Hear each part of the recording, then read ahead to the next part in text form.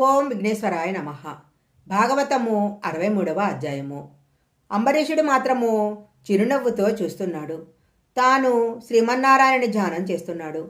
తెలిసి నేను ఎలాంటి అపరాధం చేయలేదు. తెలియక చేసిన దోషం దోషం కాదు.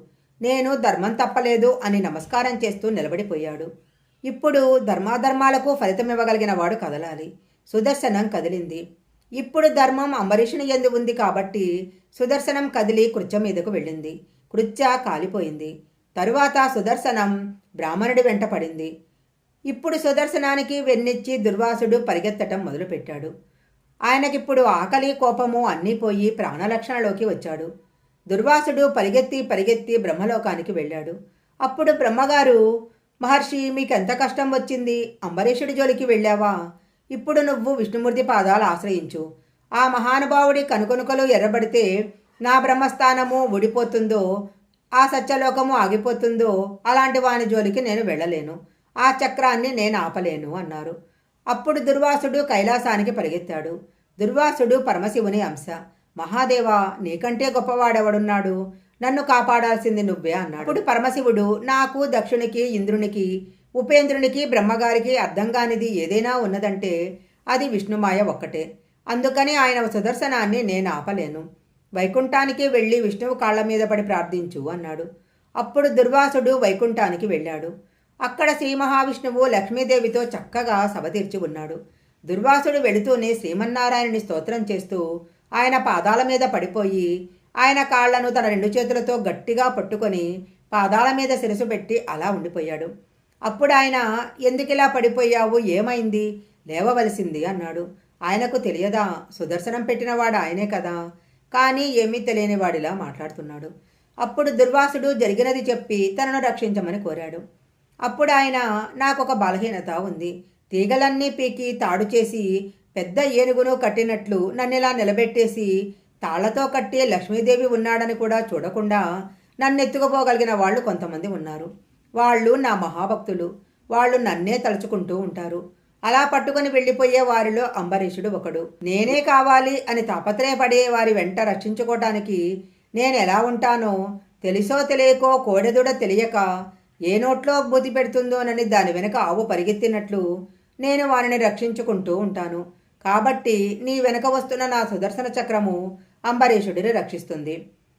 వాడు బ్రాహ్మణుడా, తపస్సు చేశాడా, కేవలం వ్రతం చేశాడా, ఇవన్నీ నేను చూడను. పరమభక్తితో ఉన్నవాడికి నేను వసుడనై ఉంటాను. అన్నిటితో ఉండి అన్నిటినీ విడిచి నన్ను పట్టుకుంటాడో అలాంటి వాడిని నేను పట్టుకుంటాను. నాకు అది ఒక లక్షణము. నువ్వు వాని పట్ల తప్పు చేసినప్పుడు నేను క్షమించలేను. అంబరీషుడు సాధువు కాబట్టి ఈ శరణాగతి ఏదో అంబరీషుడి దగ్గరికి వెళ్ళి ఆయన కాళ్ళు పట్టుకో అన్నాడు. అప్పుడు పరుగు పరుగున దుర్వాస మహర్షి అంబరీషుని వద్దకు వెళ్ళాడు. దుర్వాస మహర్షి భోజనం చేయలేదని తాను అప్పటికి కూడా భోజనం చేయకుండా కూర్చున్నాడు అంబరీషుడు. అది ఆయన ధర్మం అంటే. అంబరీషుని పాదాలు పట్టుకొని ఈ సుదర్శన చక్రధారాల నుంచి నువ్వే రక్షించాలి అన్నాడు దుర్వాసుడు. అంతటి మహాత్ముడు తన వలన క్రోధమని పొంది అన్ని కష్టాలు పడి తన కాళ్ళు పట్టుకున్నందుకు అంబరీషుడు సిగ్గుపడి వెంటనే లేచి సుదర్శన చక్రాన్ని ప్రార్థన చేశాడు. ఈ ప్రార్థన వింటే మనల్ని తరుముకొస్తున్న దుర్భతాల నుండి మనం కాపాడబడతాము. సుదర్శన చక్రానికి నమస్కరించి కోరిన వాళ్లకు నా దగ్గర ఉన్నది లేకుండా ఇచ్చిన వాడనైతే, నేనెప్పుడు ధర్మం తప్పకుండా ప్రవర్తించిన వాడనైతే, నేను చేసిన పూజలకు శ్రీ మహావిష్ణువు సంతోషం పొందిన వాడైతే, నువ్వీనాడు మహర్షిని సంహరించాలన్న ఉద్యుక్తతను పొందుతున్న దానివి ప్రశాంతతను పొంది శాంతిని పొంది నీ యథాస్థానానికి వెళ్ళు అని అన్నాడు. దుర్వాసుని రక్షించటానికి తాను చేసిన తపస్సంతటిని ఒట్టుపెట్టాడు. ఉత్తరక్షణమే ప్రశాంతతను పొంది సుదర్శన చక్రం వైకుంఠానికి వెళ్ళిపోయింది. దుర్వాసుడు గృహస్థుగా ఉంటూ కూడా నువ్వు పొందిన దానిని నేను నిండేండ్లు తపస్సు చేసినా పొందలేకపోయాను. శ్రీ మహావిష్ణువు నామము జీవితంలో ఒక్కసారి ప్రీతితో చెప్పిన శ్రీమన్నారాయణుని పాదాలకు నమస్కరించిన వారిని ఏ కష్టాలు అడ్డుకోవు. అలాంటి మహానుభావుడవు నువ్వు. నిరంతరము శ్రీమన్నారాయణ స్మరణ చేసేవాడివి. నీ వైభవమేంటో ఈరోజు నేను చూశాను. మిత్రుడవై నన్ను రక్షించావు. ఇక నుంచి నీ పేరు అన్ని లోకాలలో చెప్పుకుంటారు.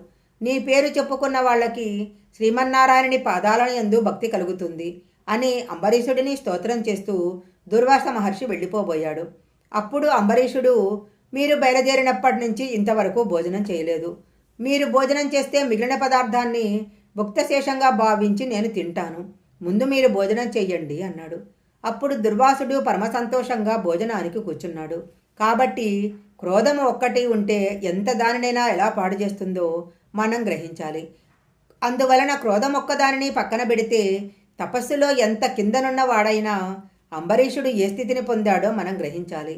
గృహస్థాశ్రమంలో ఉండి అంబరీషుడు సాధించిన విజయానికి మనందరము పొంగిపోయి అంబరీషుని పాదాలకు నమస్కారాలు చేయాలి. ఆ మహానుభావుడు అంబరీషుడు తరువాత తపస్సు చేసి ఈశ్వరుని పునరావృత్తి రహిత శాశ్వత నారాయణ సాయుధ్యం పొంది తరించాడు. భాగవతము 63వ అధ్యాయము సంపూర్ణము.